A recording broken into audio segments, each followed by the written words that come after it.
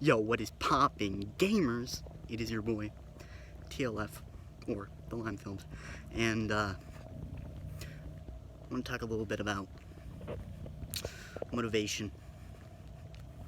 Motivation. Damn. How do I motivate myself to overcome this tough task? How do I fix my mentality, change my gameplay, change my life to become alpha, to become elite, to transcend mortal playstyles? Well, the thing is, you can't transcend mortal playstyles. You're always going to be limited by your human needs. You're not going to be able to just not sleep for a week and still be able to focus on the game. You're not going to be able to stop eating. You're still going to be limited by your natural human functions as a person.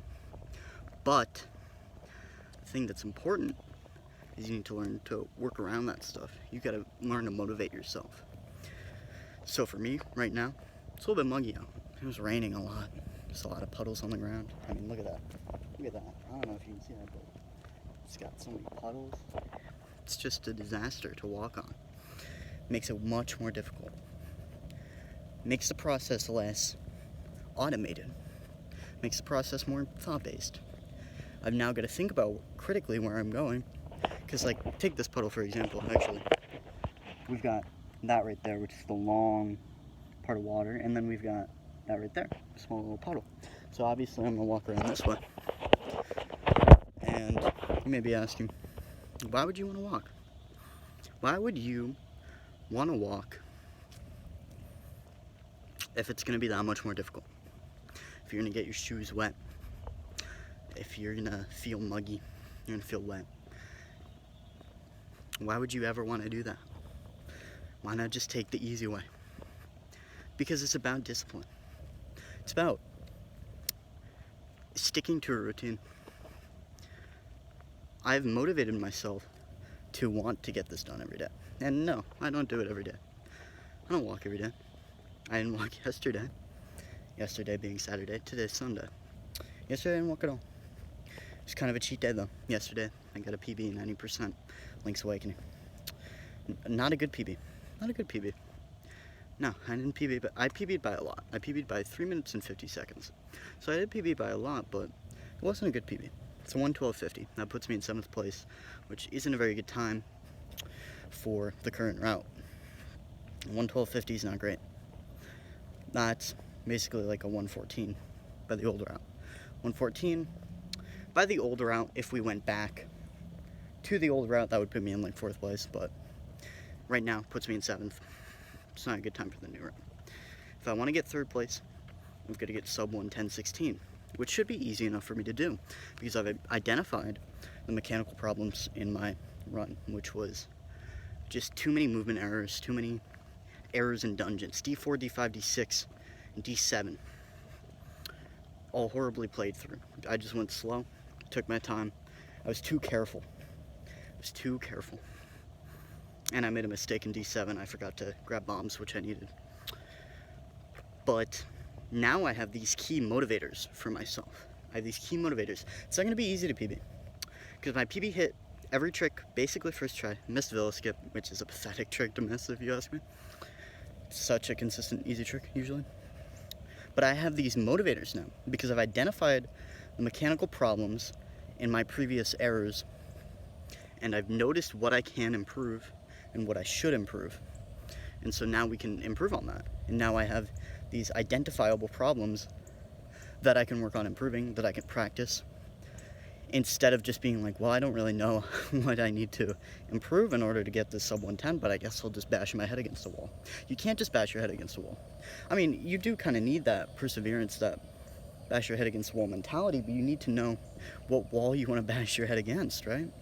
Would you rather bash your head against the already perfect wall, like my, I don't know, what was a good, my Enter D1, my D1, and my Enter D2. Very close to my goals. Really good. I played so well on those. Do I want to bash my head against a polished wall that is refined, that is durable? Or do I want to bash my head against the wall that is less durable, less refined. I want to bash my head against the less refined wall because it's going to be easier to break down. It's going to be easier to break down. I've already refined this other wall. I've already built it back up from the ground. I've already built it back up from the rubble. So, we should break down this other wall and then build it back up. Those are ways I can bring my 112.50 down to a sub 110. Sub 110 is my goal time. I want to get 3rd place. And then I'll go back to running the category. It's not as annoying to grind for me. I'll go back to running 100%. It's definitely a much more fun category.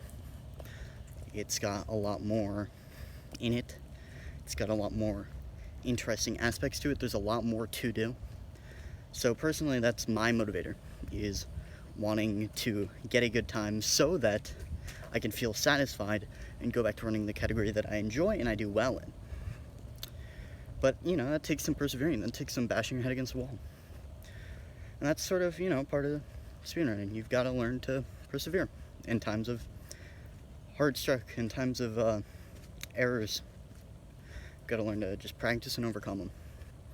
Practice and overcome these errors in your gameplay, in your life. That's why it's so important to change your gameplay. Because by changing your gameplay, you are changing your life. WQ sub notification. You're changing your gameplay, you're changing your life. Because you are changing your life.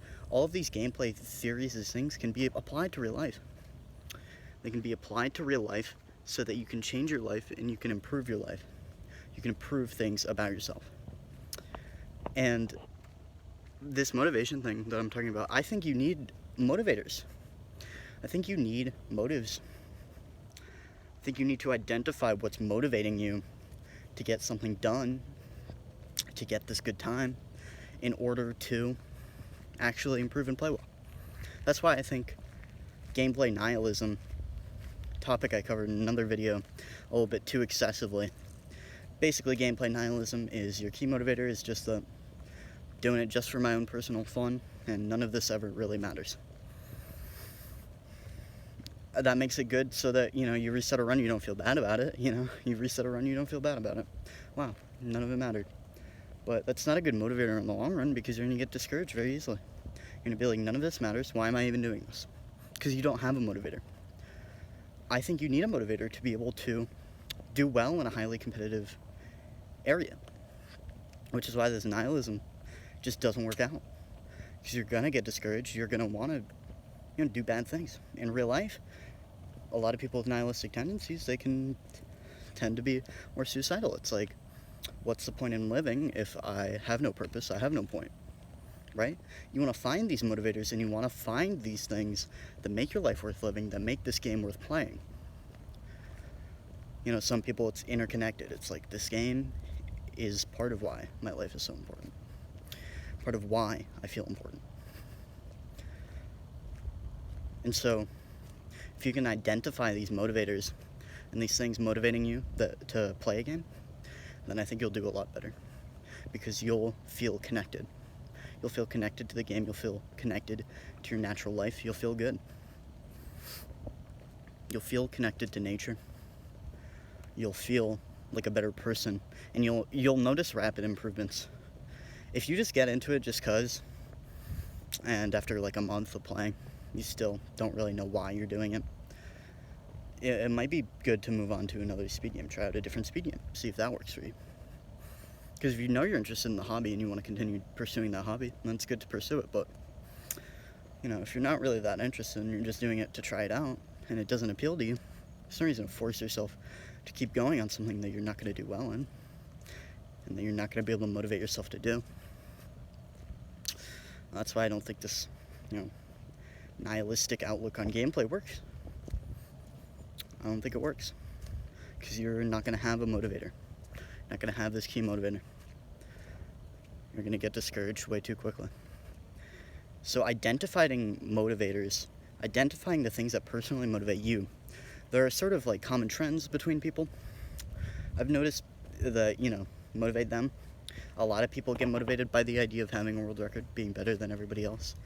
A lot of people get motivated by the fact that they just want to have fun playing this game. They don't really care about leaderboard placement. Some people care about getting a specific time. They care slightly about leaderboard placement, but mostly they're just doing it for their own fun, for their own grinding down this time. And the leaderboard's a slight motivator because you have this frame of reference of what time would be good. Because, I mean, you've got certain speedrun players. I mean, everybody's different in their own little way, but there are these sort of archetypes of, like, the world record crushers, these people who just go to a bunch of different games and they're just focused on getting world record. Just focused on getting world record, getting in that world record history video, and then just dipping from that community. Not really paying attention. And that's their motivator, is they want to get world record. They want to have glory. For other people, it's like, I'm just playing this game that I love. And, you know, the way I want to play it is just playing it over and over again. That's the beauty of randomizers. A lot of those speedrun players end up turning to randomizer instead of the actual speed game, because it's like, well, I don't have to worry about competition. I can just play this randomizer and have fun doing that instead of having to worry about competitive speed times.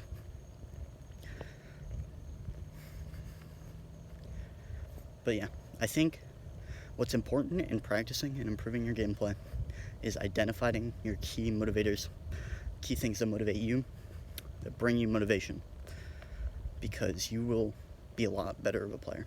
I know once I identified what motivates me, what motivates other people, it tends to make them play better. That's just how it is.